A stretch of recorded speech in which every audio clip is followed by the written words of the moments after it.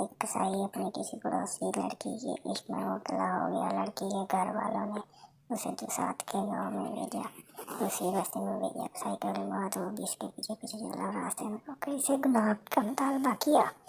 لڑکی نے کہا ایسا نہ کر، میرے دل میں تیرے لیے اس سے کہیں زیادہ محبت ہے، پر میں اللہ سے ڈرتی ہوں۔ عاشق نے کہا تو اللہ سے ڈرے اور میں نہ ڈروں، یہ کیسے ممکن ہے؟ اس نے توبہ کی اور واپس لوٹ گیا۔ راستے میں اسے پیاس لگی اور اتنی شدت سے لگی کہ موت قریب نظر آنے لگی۔ اتنے میں بنی اسرائیل کے انبیاء میں سے کسی نبی کا قاصد آیا اور اس کا حال دریافت کیا۔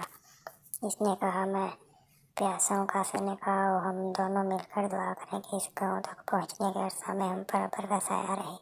قصائی نے کہا میرے پاس کوئی نیک عمل نہیں جس کے واسطے دعا مانگوں، اس لیے تم دعا مانگو۔ قاصد نے کہا بہتر، میں دعا کرتا ہوں، تم آمین کہنا۔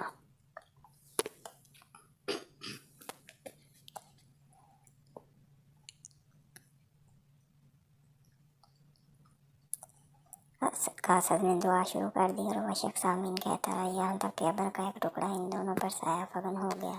انہوں نے سفر شروع کیا۔ منزل پر پہنچنے کے بعد وہ جب دونوں ایک دوسرے کی جا ہوئے تو ابر کا ٹکڑا قصائی کے ساتھ ساتھ چلنے لگا۔